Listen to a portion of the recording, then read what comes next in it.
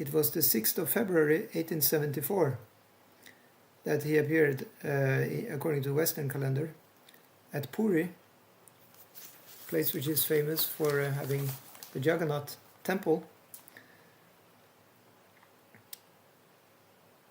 And today we celebrate his appearance day because he's our Param Guru, or Grand Guru. He's the Guru of our founder Acharya of Iskcon, Srila Prabhupada. He's Bhaktisiddhanta Swami Prabhupada.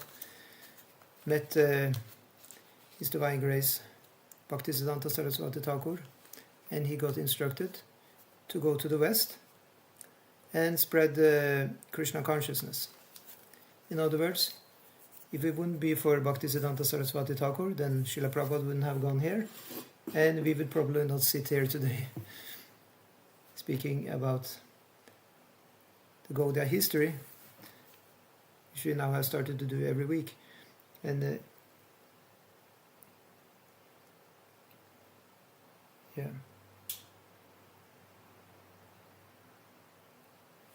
So in that way, we are eternally obliged to Bhaktisiddhanta Sarasvati Thakur. We'll now just see if our online stream has a picture. See.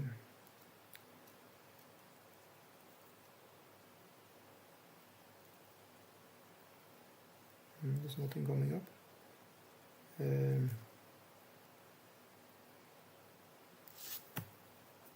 Yeah, there's the picture. Very good. So we can continue. So what can we learn from Bhaktisiddhanta Sarasvati Thakur? We can learn everything from him because he's our guru. He's showing it to be absolutely serious in his spiritual life. He was known as the Lion Guru. He didn't make any compromise whatsoever. And Prabhupada, he followed him in his mood and mission. Yes, any comments from Zoom? Okay, so you can also write in the chat box if you have any comments. So basically we're looking at, to the right here we have Srila Bhaktisiddhanta Sarasvati's Pranati, or Pranam mantra, and it goes as follows: Namo Om Vishnu Padaya Krishna Prishtaya Bhutale Srimate Bhaktisiddhanta Sarasvati Ti Namine Shri Varshabhanavi Devi Daitaya Kripabdaya Krishna Sambandha Vijnana Daine Prabhave Namaha.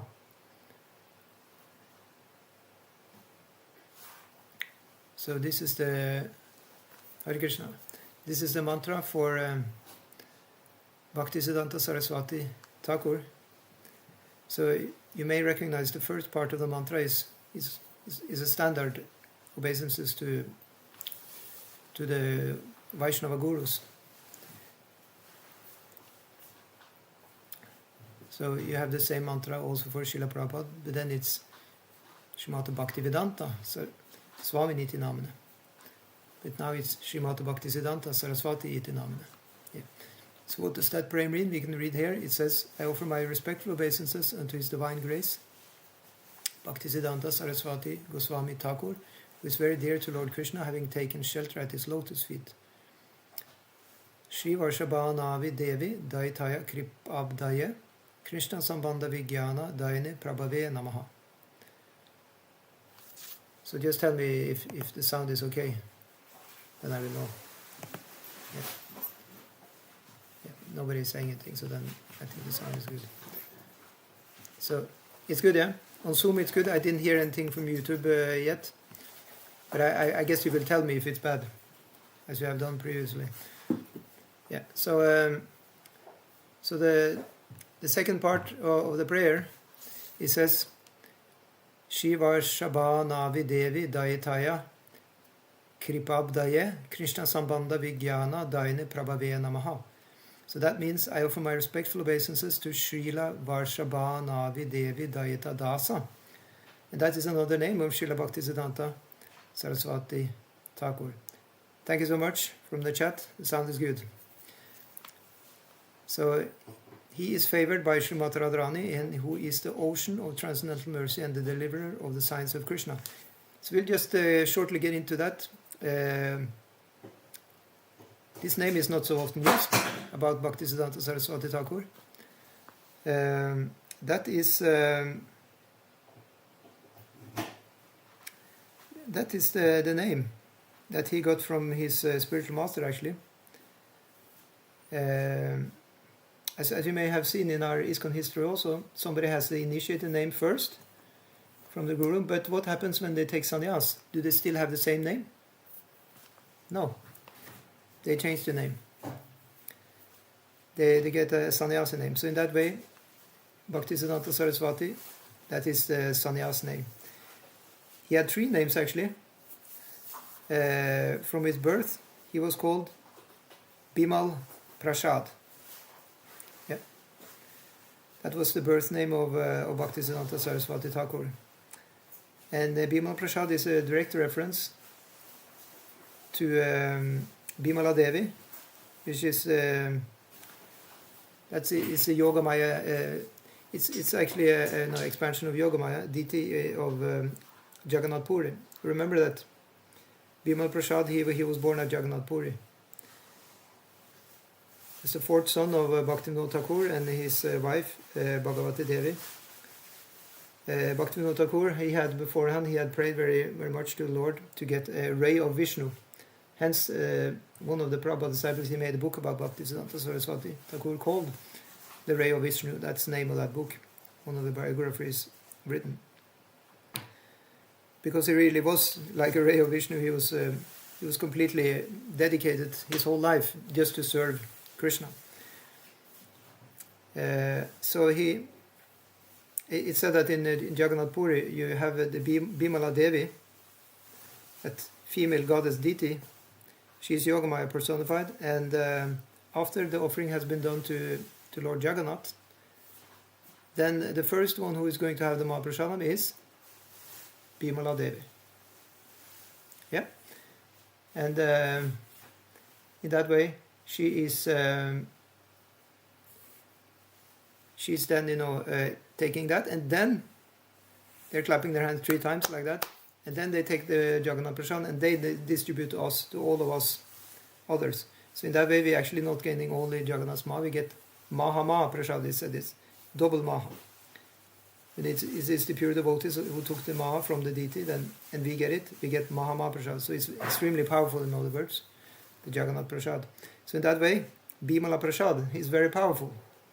And was Bhaktisiddhanta Saraswati Thakur very powerful? Yes, indeed he was. Extremely powerful.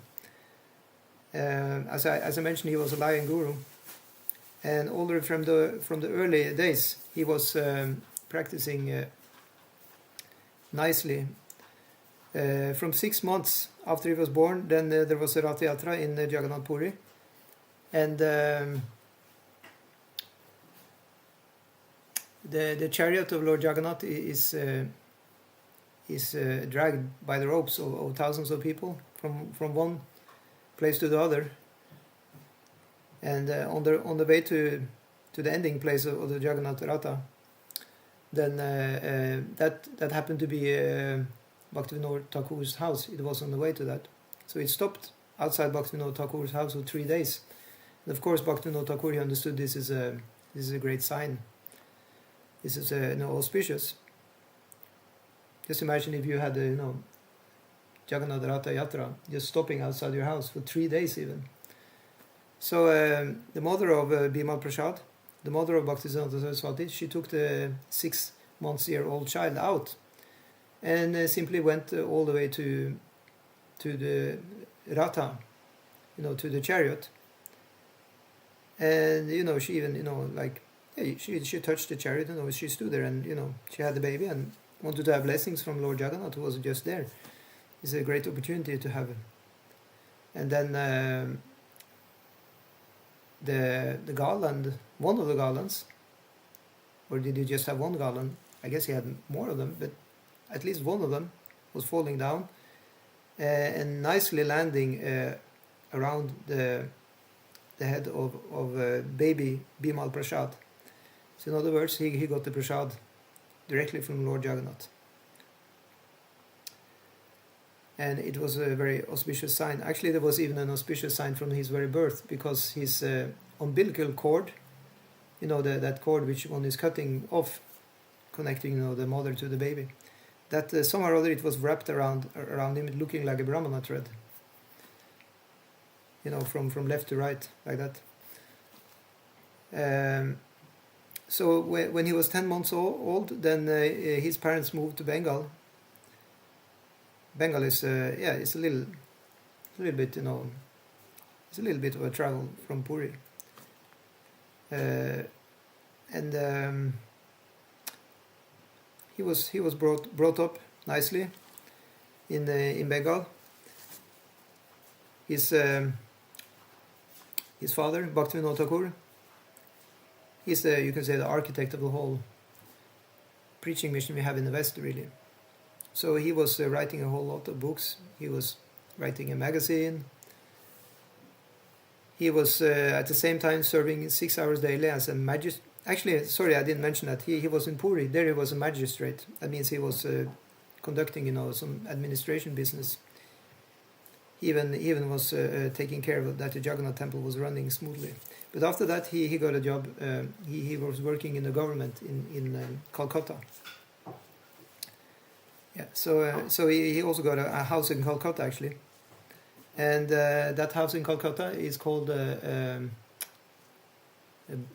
what's the name of it? Bhakti Bhavan. Yeah, Bhavan is often used word in Bengal. It means like a residence, something like that, dwelling. Yeah, so it was called Bhakti Bhavan. Nice. I actually did I see that? No, I saw his house in Navadvip. He also had a house before that in Calcutta. Yeah, and when they were digging out, they build the house from ground up. Sounds like, because they were digging in the earth like that, excavating to put the foundation for the house of Bhaktivinoda Thakur, and then they happened to found a deity, and that was the deity of Kurma Avatar. The what do you call this in English? What's that called in English? Kurma.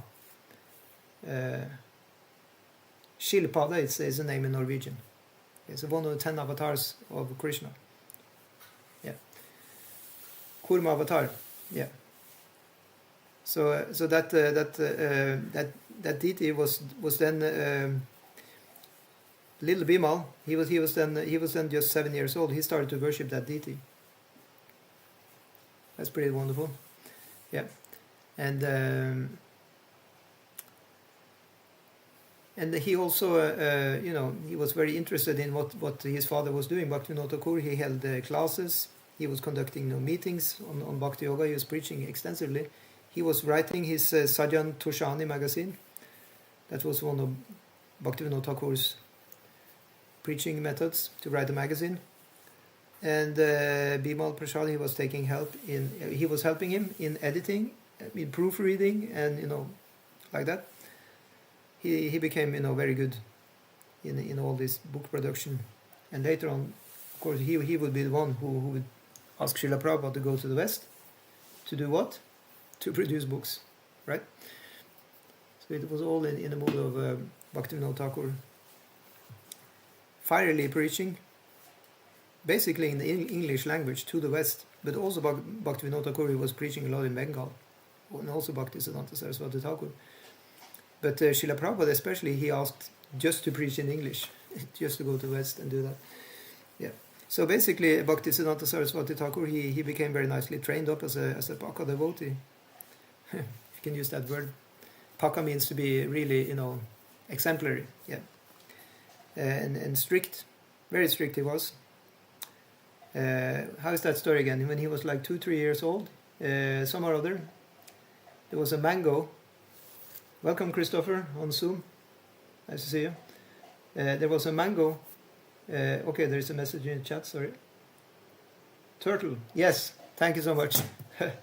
That was the name of kurma. Yeah. So so then you have the story of the mango. That where was I? Yeah. So one time Bhaktivinoda Thakur had some mangoes in his kitchen, and Bhaktisiddhanta Sarasvati.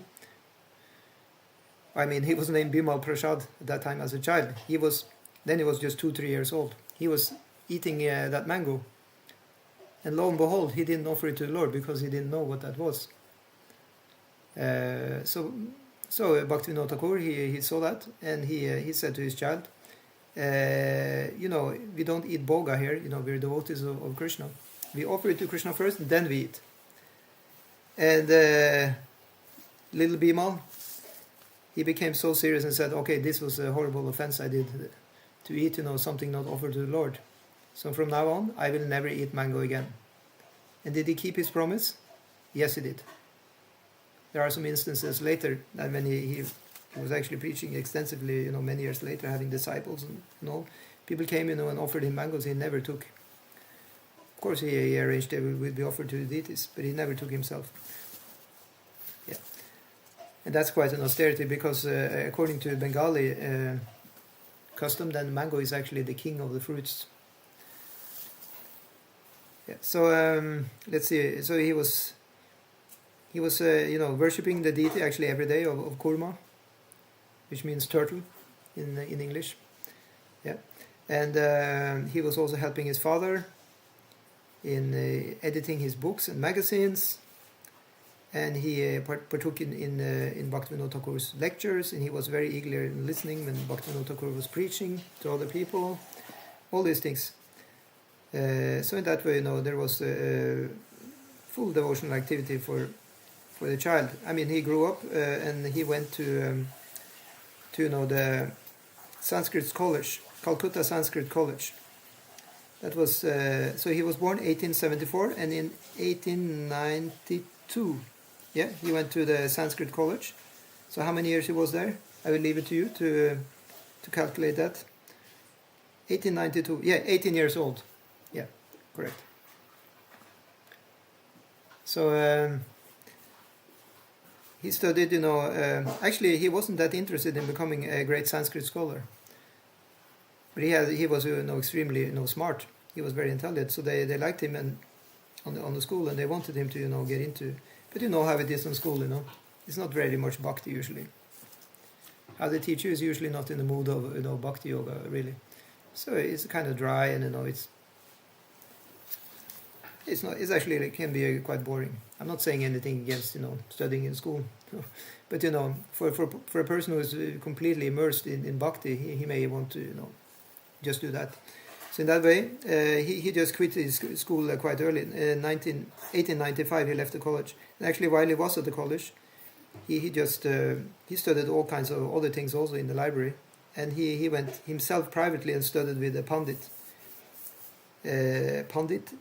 Pirit Vidara Sharma. Yeah.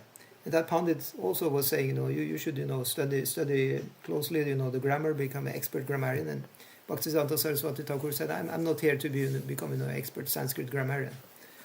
He just flatly refused to get too much into that. While he was at the college, he also created a society, like you can have society in the college. Sometimes devotees, they create bhakti society in the college. So he created actually that, and it was at that time college was not mixed, so it was for men, and it was for celibate men. He actually created, Chira Kumara Sabha, and he also had some debates, philosophical debates. He arranged that. He also got into a little later. I mean, he got into astrology and astronomy. They're both called Jyotish. It's a one package. Jyotish is not only astrology; it's also astronomy. The science how the planets are moving and all that, because you have to calculate that by hand. They did, back in the day. You have to know mathematics to be an astrologer. So he didn't have any problem with that. He was incredibly bright. So he gave lectures on astronomy. He created his own astrological society club, and he if I don't remember wrong, he even translated to Siddhanta, and that's quite a feat. I think that's he actually got the title Siddhanta. He got that title at that time actually because he was so bright.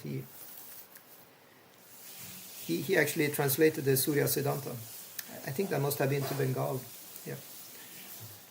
And then he also made Panjika, which is an almanac. Like you have a hand calendar, but these calendars are not infused with bhakti usually. But he infused the Panjika with bhakti, so he Krishnized, the almanac.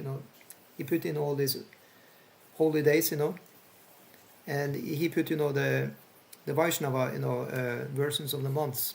You can even in Hindu society the months can have like more kind of astrological names, like the usual names. You say the month of Maga, but when you have I think he was also born in the month of Maga.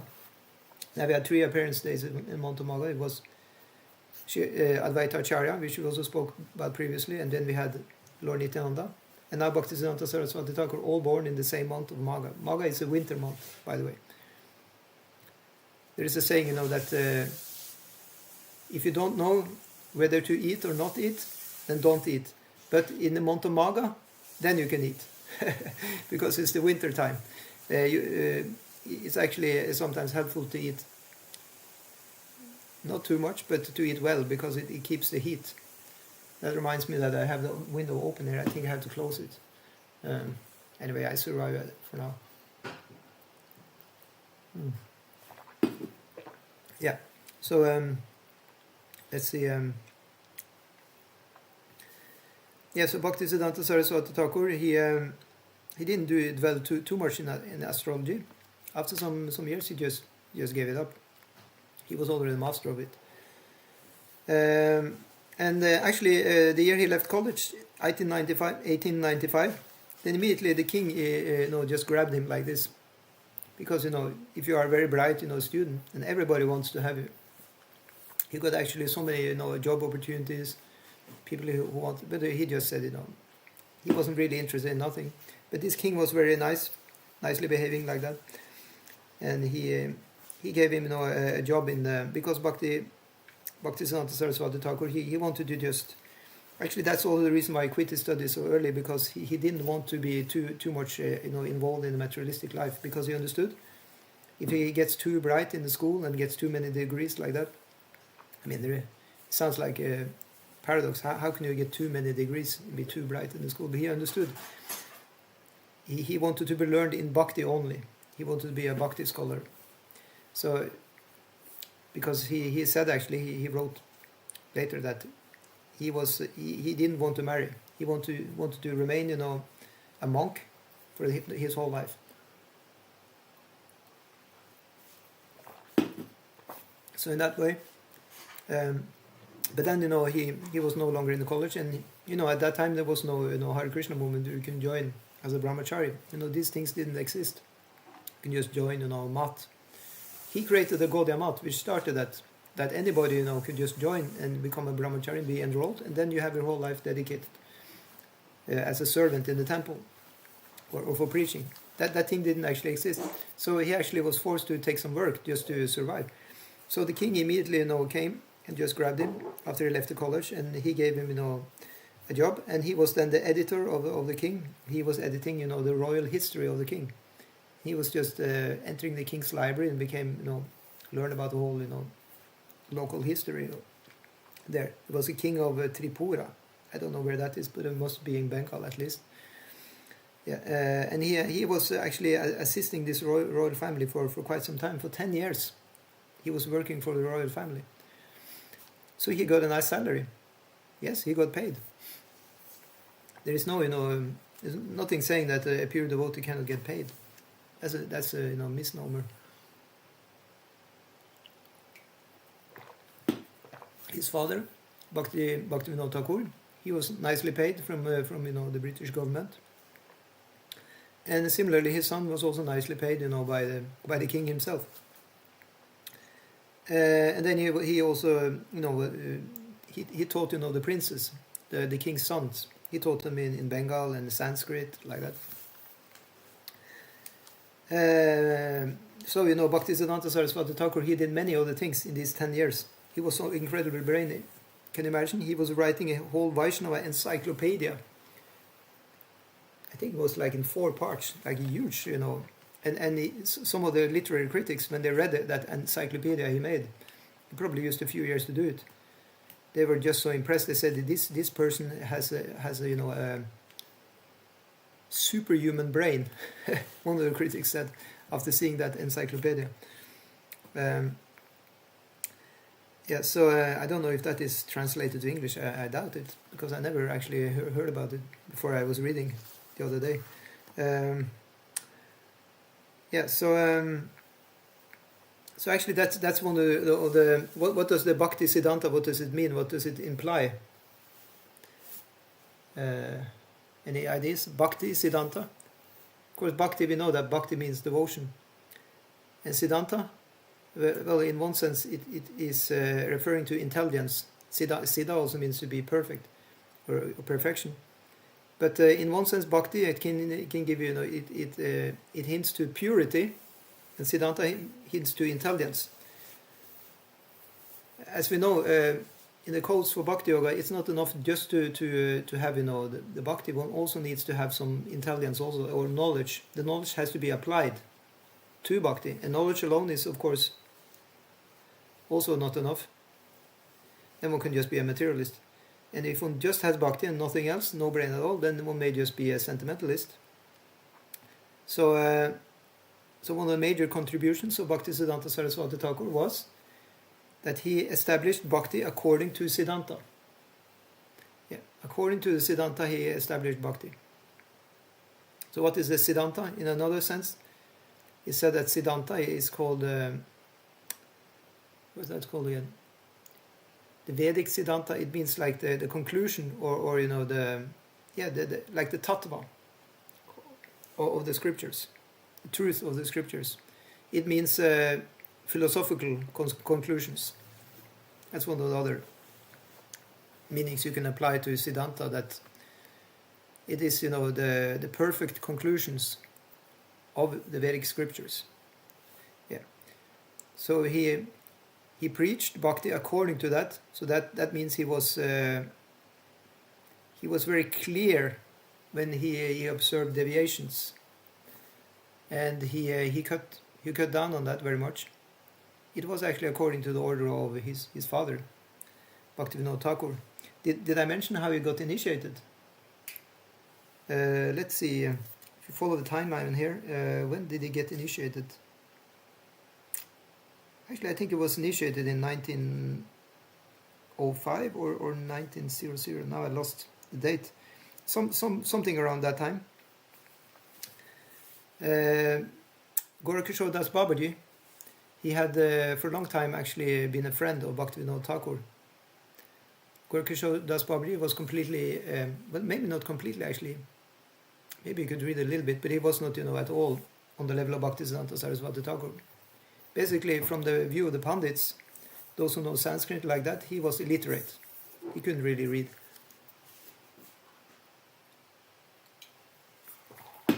Although I think I heard that he could actually read a little Bengali.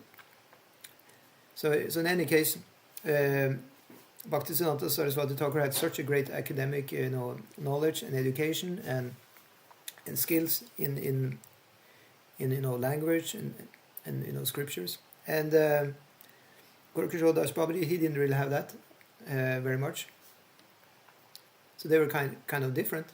But the main thing is of course there is no difference on the spiritual plane, because Gorakishore Das Babaji was completely immersed in his bhajan or service to Krishna internally. And he was already famous as a great, as a Uttama Bhakta, pure devotee. Everybody looked up to him. He kept it very much for himself. He didn't want to accept any disciples. But Bhaktivinoda Thakur, he actually ordered Bhaktisiddhanta Saraswati Thakur, go and take initiation from him. So Bhaktisiddhanta Saraswati came to Gorakishore Das Babaji and asked, can I please have initiation? And how is the story going again? Gorakishore Das Babaji, he just refused. Actually, it was also out of Gorakishore Das Babaji's humility. He was incredibly humble, and he may felt, or he devotees are so humble, like that. So, but then, Bhaktisiddhanta Saraswati Thakur, he again, asked him, please, I really need, can you, how is that story again? Can you please, ask the Lord, ask Lord Chaitanya, And then the next day, or a few days after, or something like that, that Gorakishore Das Babaji, he said, yeah, I will ask Lord Chaitanya, something like this. I don't know who said it first. So then when a few days later, Bhaktisiddhanta Saraswati Thakur came back, and he asked, Gorakishore Das Babaji, so did you speak with Lord Chaitanya? That means, that Gorakishore Das Babaji has gone into the meditation and has met, Lord in his heart. That's the meaning, because this is many years after, Chaitanya Mahaprabhu was, a few hundred years before, just for information. Yeah. So in that way, he hoped, that now he would be accepted. But Gorakishore Das Babaji said, "Oh, I forgot to ask him." And then So Bhaktisiddhanta Saraswati Thakur, he ended up becoming so frustrated. So he told Gorakishore Das Babaji that you and Chaitanya Mahaprabhu, you're supposed to be very merciful to the fallen people, and but I'm such a puffed up person. I have all these academic credits and like that. I'm good for nothing. I'll just go and jump in the river. In other words, he kind of threatened Gorakishore Das Babaji. And that melted Gorakishore Das Babaji's heart. And then Gorakishore Das Babaji said, okay, I will accept it. So he became the only disciple of Gorakishore Das Babaji. And then, just after that, then Gorakishore Das Babaji, he told Bhaktisiddhanta Saraswati Thakur, just go and take a bath now in the Saraswati, because the Saraswati river is there. So he did that, just to cool down and be happy. Yeah.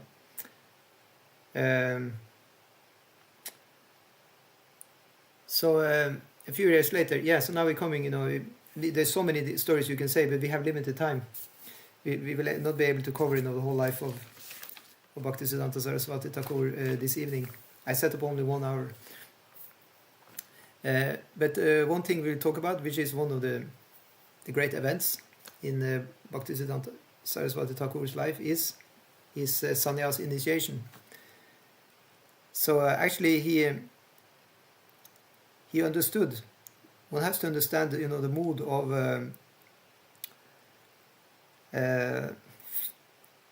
He said, that that's also one of the. Actually, we only read two verses of the 4 verses of the Prana mantra of Bhaktisiddhanta Saraswati. Actually, this verse, Shri Varshaba Navi Devi Dayataya Kripadaya. So there is the meaning of that. Varshaba Navi Devi. So that is another name of Sri Mata Radharani. Yeah. Dayataya, it means that he's the servant. So he is, in other words, very merciful, because who is more merciful than her? Yeah. So he's also said to be the very personified mercy of Lord Gaura. That's said in I think it's the 3rd verse of the Bhaktisiddhanta Pranati. Let's see.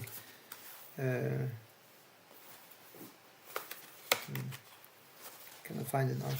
Yeah, but it's part of that prayer. So he wanted to spread the Krishna consciousness far and wide, because that's what Bhaktivinoda Thakur wanted to do. And so he needed to do something, because people needed to listen to him. And just like Chaitanya Mahaprabhu, he took sannyas just for preaching. You remember the story? He saw that people didn't respect him too much. When he took sannyas, people started listening to him. So in a similar fashion, Bhaktisiddhanta Sarasvati Thakur, he understood the need to take sannyas so that people will listen to him. One may ask, is that necessarily in the West actually? Because it doesn't look like people are very impressed by sannyasis necessarily in the West. You have to manage your preaching according to time, place, and circumstance. I mean, in some countries in the West, they don't even accept devotees walking around, in the devotee clothes. So some countries, they accept very much. Like in Russia, they very much revere the sannyasis and monks like that. Other places, they may not so much. They don't even like that they walk around in the monk clothes. They have to walk around in normal clothes. So one just has to maybe sometimes change a little bit, the package in order to preach. So Bhaktisiddhanta Sarasvati Thakur, he wanted to get sannyas. Now Bhaktisiddhanta Sarasvati Thakur, he had been, traveling also extensively. That's also part of what he did in these 10 years when he served, the royal family. He traveled to South India also. Sometimes he traveled with his father to preach in different places. And I don't know if he was with his father there, but at least he went to South India also, where we have one sampradaya called the Sri Sampradaya of Ramanujacharya. And there they have the sannyas ashram.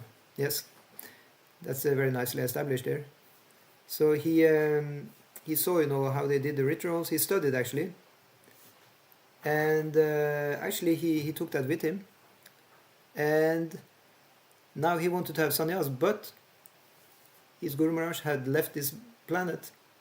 Guru Kishore Das Babaji was no longer there in his physical form. Was Bhaktivinoda Thakur there? No, he had also left. So he didn't have, any of his gurus. His father was also his guru. He didn't have any of his gurus to give him, sannyas initiation. Actually, it was not really something that Vaishnavas very much did at that time. They were just, Babajis. Babajis was the thing. Yeah. We have Jagannath Das Babaji. And one disciple of Jagannath Das Babaji, he became the guru of Gaura Kishore Das Babaji. So never Gaura Kishore Das Babaji is in the parampara. Through that link. And Bhaktisiddhanta Sarasvati Thakur is his disciple. And he took initiation from him in actually it was something that he received in the dream first. He got instructed that he should do it, and then he gave himself then. Well, actually, you see, everything on the spiritual platform is absolute. If one is actually on that level of purity, one can do uncommon things. So Bhaktisiddhanta Sarasvati Thakur, he had a picture in front of him of his Guru Maharaj, Gaura Kishore Das Babaji, and he gave himself the sannyas initiation. But actually it was his Guru Maharaj who gave it to him, just not in his physical body. And since that, then Bhaktisiddhanta Sarasvati Thakur, he started preaching very extensively and very boldly. And in short time, in the course of some few years, he had established, to initiate sannyasis. And he made also brahmacharis. So then he actually established this framework which we see now in Iskcon. Yeah. Yes, thank you, Thomas Eriksson. Srila Bhaktisiddhanta Sarasvati Pranati. Yeah, that is the prayer. Let's see what it says. It's 4 verses which glorify. We only have 2 of them here. So the 2 last verses are saying, Namaste Gauravani Shri Murtaya Dinatharine Rupanuga Viruddhapa Siddhanta Dvanta Harine. I offer my respectful obeisances unto you who are the personified teachings of Lord Chaitanya. You are the deliverer of the fallen souls. You do not tolerate any statement against the teachings of devotional service enunciated by Srila Rupa Goswami. So he was preaching so heavily that it said that those who were, opposed to Bhaktisiddhanta Sarasvati Thakur, they weren't able to win in any debate. And even they were scared of him, actually, because he was so pure and fierce in his preaching. So they even didn't like to see him in the eyes. Yeah.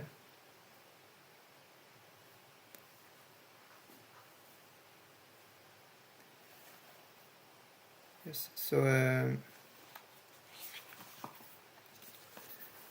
we have a great preacher, the lion preacher, and when And when he started, his Gaudiya math, then he soon established many temples all over India, and very many disciples also. As far as I remember, his sannyasis, how many sannyasis did he have? Something like 16 or more, yeah, around 20 maybe, and or maybe much more. I don't remember, but somebody said that number, around 20. Yeah, and yeah, so that's one of the things about his preaching.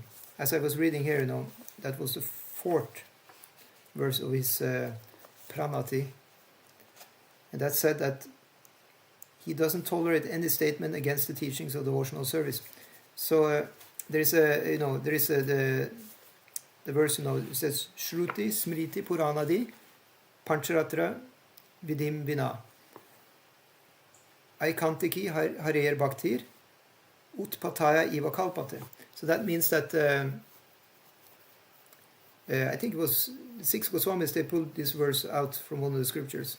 It says that all the practice of devotional service of Bhakti Yoga should be in accordance to Shruti and Smriti. That means, the Shruti means, the 4 Vedas, including the Upanishads, like that. And Smriti means, all the other books you can say, like, the Puran, and Srimad Bhagavatam, Mahabharata, Ramayana, and including maybe even, the Dharma Shastras, like that. We shouldn't just, discard all this in the name of Bhakti. No, we should follow this. Otherwise, Aikantiki, if it goes, against these things, then Utpataya, then it just becomes Utpataya, which means a disturbance. It becomes a disturbance to society.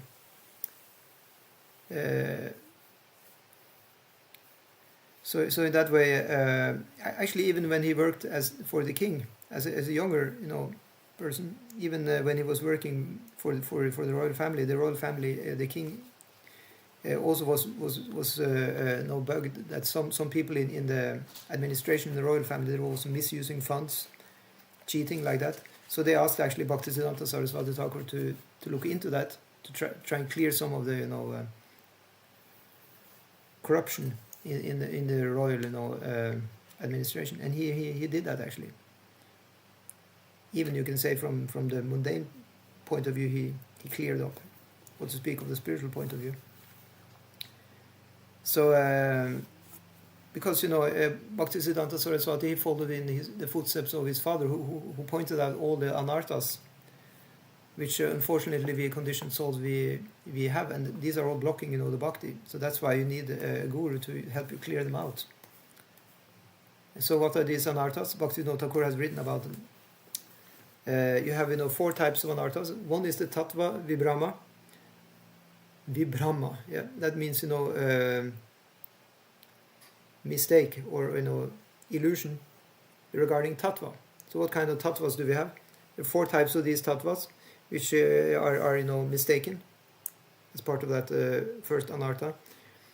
That is the tattva about ourself, the tattva about the Supreme Personality of Godhead, the tattva about what is our sadhana and what is the goal. And then it's the tattva about and then it's just this thing that one is just, one doesn't understand, that one should stay away from sense gratification, something like that.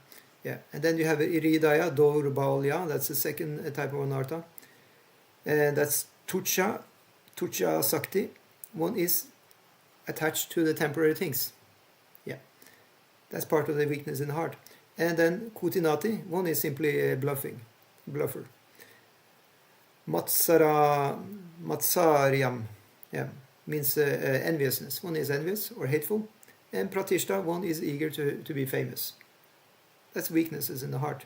And then number 3 is simply aparadas. And then you have all these like Vaishnava aparad, Jiva aparad, offense to just all living entities, or offense to Vaishnavas, Seva aparad, offense on the altar, and Guru aparad, offense to the Guru. So there are 4 of each of these.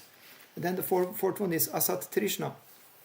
That's the 4th type of anartha, and that's simply thirst for the temporary.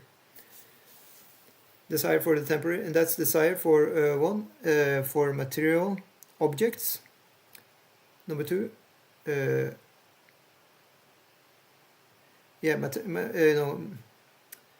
just the material comforts. Yeah. And then mystic powers is the third one, and then mumuksha, to desire liberation. So all these anarthas, as conditioned jivas we're carrying around, and that may block us, to do bhakti or understand bhakti like that. So Bhaktisiddhanta Sarasvati, he was very learned, he knew all these things, so he was just pointing out and correcting all this. So this is, you can say, the job of the acharya, especially the sannyasi. He's at the top of the society, and this hadn't been really going on a lot in Bengal before Bhaktisiddhanta Sarasvati. Somebody who was that much, preaching and setting the record straight. It had become a little bit wishy-washy and dobby-dabby at that time. People actually looked down upon Vaishnavas. Of course, the Vaishnavas were always elevated, but they were dressed as Babajis. They just chanted, and they did great. Seva to the Lord, but it wasn't that much outreach preaching to the fallen souls. Bhakti Thakura, he established to start writing books, magazines, and publish, go around preaching to people, getting them to read some literature, like that. It's the start of the book distribution, and Bhaktisiddhanta Sarasvati Thakur, he also was writing and publishing books and magazines. And he established even a printing press in the temple. In one of the temples, there was a printing press, running. At that time, printing press was not like we have a printer here, silently, and you're just printing. Desktop publishing, it was like a huge affair. You have to have a huge, mechanical machine, and in that way, it made a lot of noise. But Bhaktisiddhanta Sarasvati Thakur, what did he say about the printing press? He says, this is also kirtan. Yeah? You have the mridanga. He said, this drumming of the mridanga is, that's kirtan. And then he said, this printing press is the brihat mridanga. You remember that one? Yeah? So even today, in Iskcon, and BBT, is the part of Iskcon which are concerned to print the books and print the books. It's, a huge endeavor, and it's costly, and it takes many people to participate, but it's all for preaching, and the devotees usually say this is the great mridanga. Yeah. So that's why it's called Sankirtan. So what Sankirtan means, congregational chanting of the Lord. Before the printing press of Bhaktisiddhanta Sarasvati Thakur, then the Sankirtan, it just meant you go out on the Harinam, sing together in the temple or outside, or you preach. But now it also meant to distribute the books. Yeah. So now in Iskcon, when somebody says they're going out on Sankirtan, it usually means that they're going with the books and distributing the books. And it's not just doing that; it's actually a great endeavor to do that. It may be much more difficult to do that than to go on Harinam. Yeah, sometimes.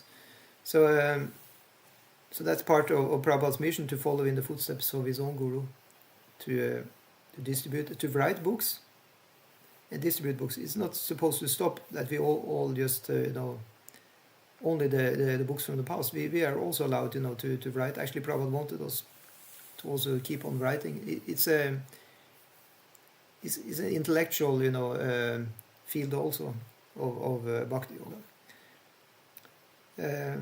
And Bhaktisiddhanta Sarasvati Thakur, he was known as the greatest intellectual. Certainly was. Yeah, he was tough. He's not as heavy, but he was also very loving. Also at the same time. How was that story? Yeah, I heard one of his brahmachari disciples. As I said, Bhaktisiddhanta Sarasvati Thakur, he established that there is such a thing that a man from the street, he can just, or a lady from the street, that happened of course with Srila Prabhupada in the West, can join the temple and become a monk or a nun. In the Christian tradition they may have had that, but in the Vaishnava tradition this opportunity was not really so easy for people, except if they were born from brahmanas. Of course that has always existed, but for those who were not in the higher castes, brahmana or kshatriya or vaishya, they didn't have that opportunity. But now it's open even for us who are not born in you can say a Vedic family, to also take training as monks or nuns. And that's very nice, mercy. So he started that, Bhaktisiddhanta Saraswati Thakura. That was very loving, and he said that he was paying attention to how was it going with the brahmacharis. Did they eat properly? Did they sleep properly? He sometimes he came, when it was like around 9-10 o'clock, he saw that all lights are turned off, everybody's sleeping, and he even was concerned that they have, their mosquito nets. Yeah, and then he was tough. Some of his writings. He has, for example, one writing, Prakrita Rasa Shata Dushani, 100 condemnations of material rasa. Yeah, Shata means 100. Ashtotara Shata, like we say, 108. We say in the mantra also for Srila Prabhupada. So Shata Dushani. Dushani means condemnation. So condemnation means to just blast the conception of something. And what is blasting? It's Prakrita Rasa. What is Prakrita Rasa? It means material taste, or different kinds of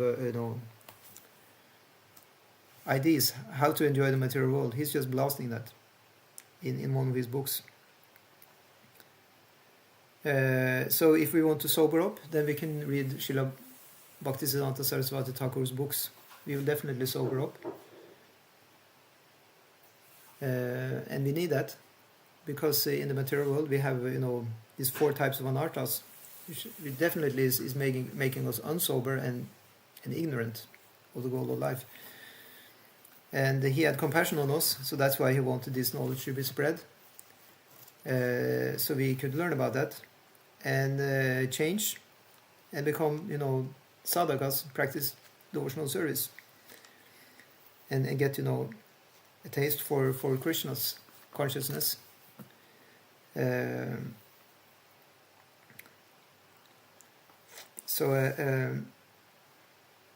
was really passing the torch over to Srila Prabhupada. That time when Prabhupada was coming, Prabhupada was just bowing down, and he even wasn't able to raise his head up before Bhaktisiddhanta Saraswati Thakur just ordered him. While he was still bowing down, Bhaktisiddhanta Saraswati Thakur ordered Srila Prabhupada, "You are a young, intelligent man. Why don't you preach this message of Chaitanya Mahaprabhu in the West?" And Srila Prabhupada, he took that to heart. So later on, it was said by Bhaktisiddhanta Saraswati Thakur that when in a passing, conversation, and then I think Srila Prabhupada heard that, because Prabhupada, he was quoting that himself, that Bhaktisiddhanta Saraswati Thakur once said when he was talking with some of his disciples or other spiritualists. He said that he will later do everything, and he was pointing his head towards Srila Prabhupada. And Srila Prabhupada, he was very often quoting from Bhaktisiddhanta Saraswati Thakur's utterances. It's clear that Srila Prabhupada was very, very immersed in the order of his spiritual master. And when Prabhupada was sometimes confronted with his success in the West, then Srila Prabhupada always said humbly that he's just executing the order of his spiritual master. He doesn't have any credit for himself. And this is the mood of the pure disciple, which is the mood which gives success in spiritual life. So Bhaktisiddhanta Saraswati Thakur is known as very bold and innovative. He addressed issues that were needed to be addressed. For example, he you can say following in his father's footsteps. His father wrote a book about the Apasiddhanta, Apasampradayas, all these different spiritual groups which have deviated from Chaitanya Mahaprabhu's tattva, or pure teachings. He was also addressing all these different groups and preaching the straight line of action, how devotional service should be bereft of any inclinations to enjoying karma or jnana. So in that way, you can say he separated the wheat from the chaff. Yeah. He was also preaching very much to non-devotees, like he dressed up sometimes in a nice clothes, which before sannyasis never had done, like a nice great English coat. You can see some pictures of Bhaktisiddhanta Sarasvati Thakura. He looks like nicely dressed according to the Western standards. He was traveling in the car, which also sannyasis didn't do before. In the same way, he ordered Srila Prabhupada to go over to the West and preach there, which also no sannyasi, really did before. Actually, some of his other disciples also did that. He got some of his disciples to go to Germany and to England also. They also did preaching there. They didn't have, so much waves made as Srila Prabhupada, definitely not. Prabhupada, he really made a lot of preaching and established Iskcon, since he didn't get support from Gaudiya Math. That's why Srila Prabhupada established, the Iskcon society. Yeah. So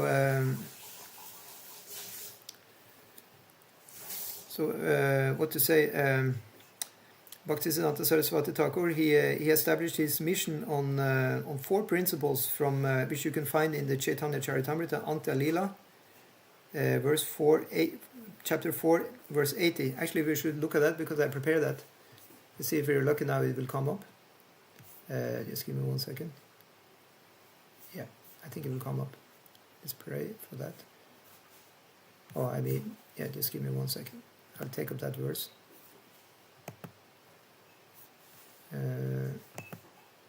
Here we are. Yeah. And I'll do like this. So just bear me for one minute. I want to give you another verse.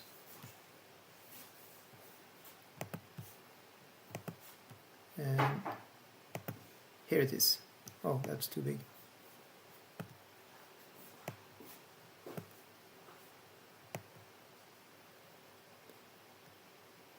I cut that a little bit. Just give me a second, I will fix this.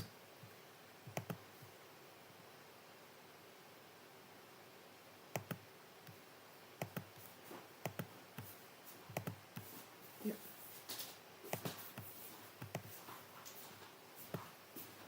Yeah. So here we have the verse, which is saying, oops, I'm disappearing myself. Oh, now I know how to do it. Yeah.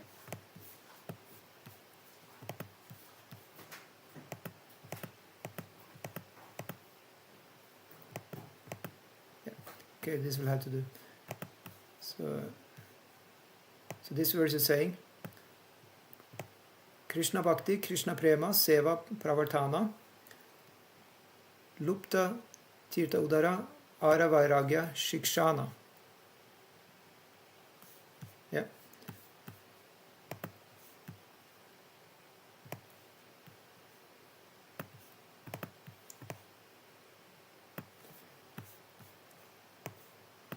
Yeah. So Srila Bhaktisiddhanta Sarasvati Thakur established his mission on these 4. Let's see what they are. Okay. So Krishna Bhakti. You will have to explain Krishna's devotional service, establish centers for cultivation of love of Krishna, excavate lost places of pilgrimage, and teach people how to adopt a renounced order. So who got these instructions? It was the 6 Goswamis headed by Rupa Goswami. They got these instructions from Chaitanya Mahaprabhu himself. And Bhaktisiddhanta Sarasvati Thakur, he followed that. He was explaining Krishna's devotional service. He was establishing centers for cultivation of love of Krishna. Right? That's what he did. He established the Gaudiya Math. And he excavated lost places of pilgrimage also. Especially, in Gaudiya, Desh, in Bengal, in Navadvip, like that.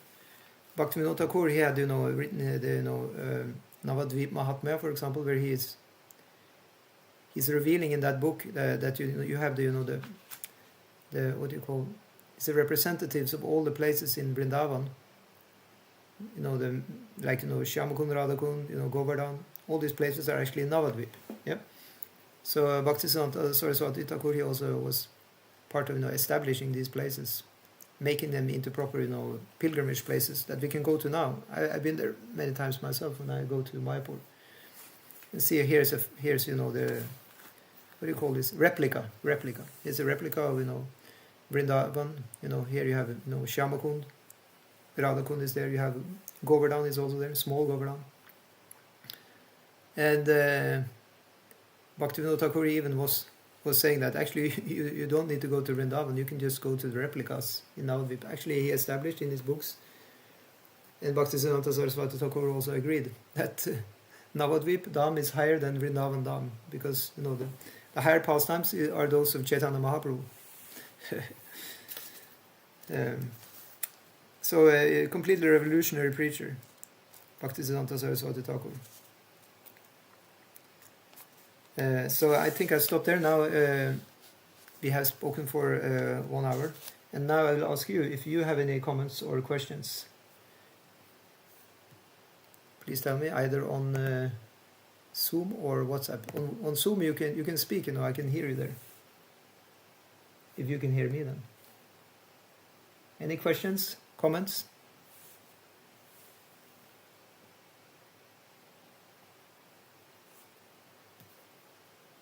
No. There's nothing more to be said. We're celebrating Bhaktisiddhanta Saraswati Thakur's appearance day today, and he has appeared to give us Krishna Bhakti process. All glories to Bhaktisiddhanta Saraswati Thakur, and may we pray to have his blessings today, so that we may have a chance to advance in the devotional service.